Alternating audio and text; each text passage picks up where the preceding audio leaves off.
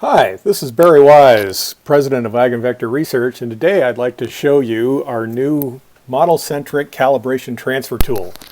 So let me introduce a little problem to you here that we'll work with to demonstrate the MCCT, as we call it. This is the corn data set that we originally got from Cargill, and it has samples of corn that are measured on several different instruments. We're going to look at just two of them. Corn samples measured on an instrument called M5 and another one called MP6. And you can see if you plot the data here that there's a fair amount of offset between the spectra from the two different instruments. So it definitely is different. And in this case, we already have a model that we've built for predicting starch on the MP6 instrument. So let's load that model up. I'm going to dismiss this window.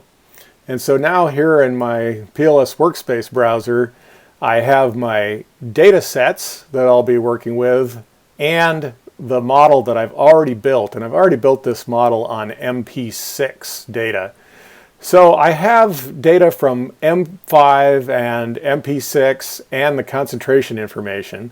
And I've broken these data sets down into the full data sets and just 8 samples that we're going to use to try to make our standardization models from.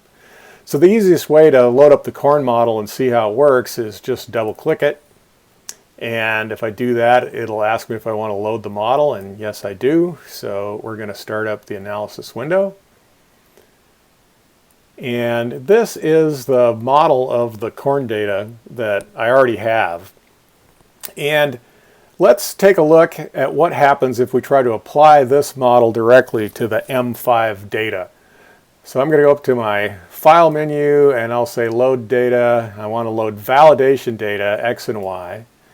And I'm going to load up the M5 spectra and the concentration matrix that goes with it. That's just called const there. And I'm going to click on the prediction. So now we can look to see how well the MP6 model works on the M5 data. And I'll click on the scores button right here. And we'll be able to see pretty quickly here that it isn't real great. This is our measured value for starch, and this is the predicted value. The green line here is the 1-to-1 line, so ideally all of our data would fall on that line, and it's pretty clear here that it doesn't. But beyond that, we can also see that the data doesn't fit the model on the Q versus T squared plot either. And the leverage versus studentized residuals, of course, it's way out.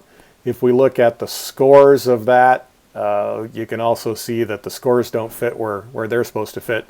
So we can tell right away that you could not apply the model that you built on the MP6 data directly to the data that comes from the M5 instrument. So I'm going to dismiss this now and just close this up. And what I want to do is bring up our Model-Centric Calibration Transfer tool.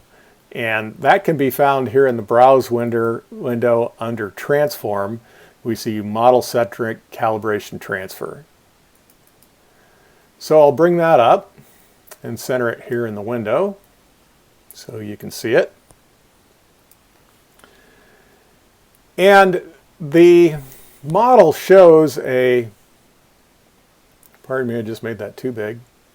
The model shows a sort of flow diagram that we use here to think about how we're going to do calibration transfer. And we could populate that with the pieces of data and the model that we have. And I'm just going to go ahead and start doing that. Let me get my workspace browser here where I could see the data sets. So here I've got my tool right here. And for the master X block in here, I'm going to put in my MP6 spectra, the transfer samples. So I'll put that right there. So that's 8 by 700 in size. That's the 8 samples that I'm going to use as my transfer samples. And I'll take the M5 trans and I'll put that in the slave X block. And those two have a common Y block to them. That's my matrix over here that I call const trans. So I'll put that there. And I have this model that we've just looked at that I already like, a pretty good working PLS model for corn. And I'll put that here. This is a model for starch. And I should note that this model was actually built with 3 pre-processing steps. The model had a multiplicative scatter correction, a derivative, and then a mean centering was in that model. We're going to use that information here in a minute. I can also load in here validation data. And for validation data, I'm going to use the full matrix of data that I have from the MP6 instrument. That's the master. And I'm going to use the full set from M5. That's my slave. And they have a common concentration matrix, which is this one right here. So I could put that in. And now I have my MCCT is all populated with the data and the models that we have. So now let's figure out what would be the best calibration, transfer, standardization tool to apply here. Well, the MCCT allows you to check a variety of different types of standardizations and using different parameters for them and see how they work. And we're going to compare, in this case, piecewise direct standardization, which we've had a lot of luck with in the past, and also our somewhat newer spectral space transformation code. Now for each of these have parameters that we might want to search over. In piecewise direct standardization, the main parameter is the window width. So I'm going to tell it to look at all window widths from a width of 3 up to a width of 15. And in spectral space transformation, we can consider different numbers of components that are used in the construction of the transform. And so I'm going to look at that from 1 component up to 5. Now there's one more thing here that we want to set before we get going, and that is where should the standardization be inserted into the model? Well, most of the time that we have thought about this in the past, we've always considered really just putting the standardization step in front of all the pre-processing from the model. But that might not be the best way to do it. It might make sense to do some of your pre-processing steps first, like a scatter correction or a derivative, before you tried to develop the transform between the instruments. So in this window, I can set where to insert the pre-processing. So 0 means insert it before all pre-processing or after step 1 or step 2. So in this case, we'll try it before all pre-processing, after the multiplicative scatter correction, which is the 1, and after the derivative, which is 2. And I'll say OK. And now I'm going to calculate. And the tool is now calculating all of these combinations for the different window widths that we set up, the different number of SST components, and all inserted into the pre-processing in those 3 places, either before all pre-processing, after the first step, or after the second step. And once it calculates all of them, it will then go on and try the validation data in all of these scenarios to see which ones worked best on the validation data. And once it's done with that, it's going to display all of the evaluation data for those in a big table here and let us explore the models. So it takes a little bit of time to do this.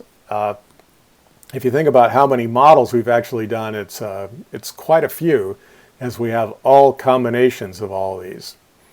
Okay, and now our system is done, and this lists here all of the models that we tried, and altogether, let's see, we tried 36 combinations of standardization methods and insertion points.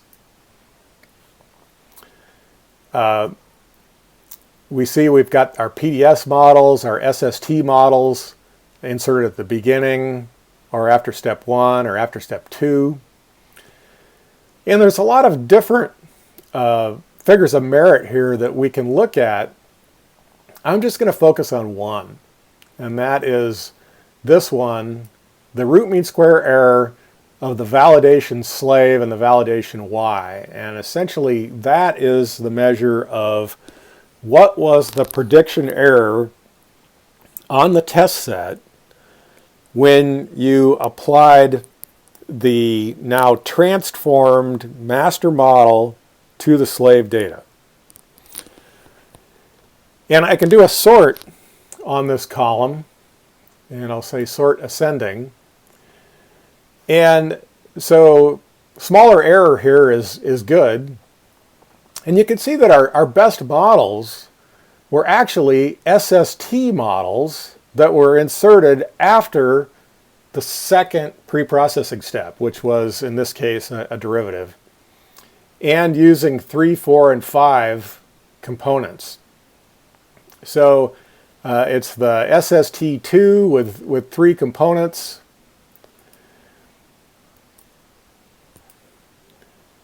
And now what I want to do is actually save that model, my SST with 3 components. And I'm going to say File, Save, Slave Model.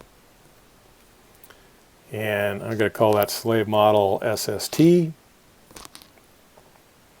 And say Save.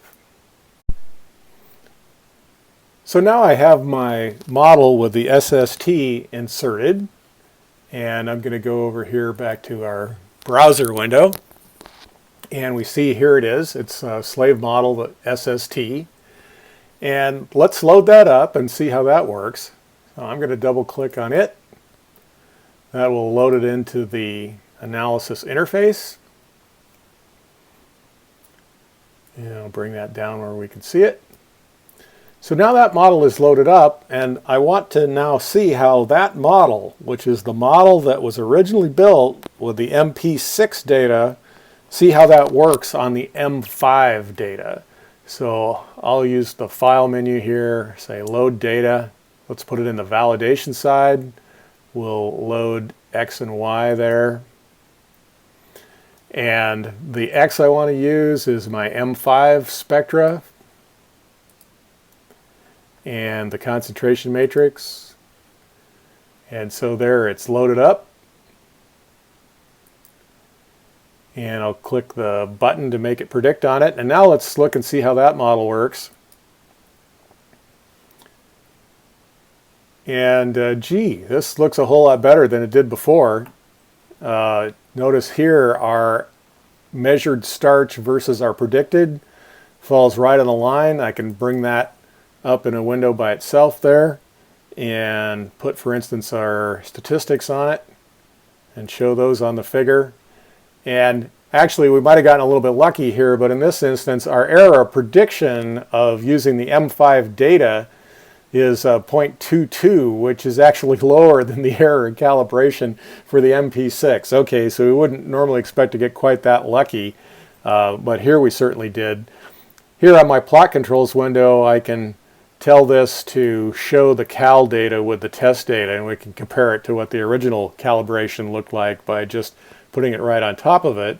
So now my original calibration data is the dark circles, the gray ones, and my test data, which is the transformed M5 data, is the red diamonds. And we can see that, yeah, it does actually look a little better than the calibration data there.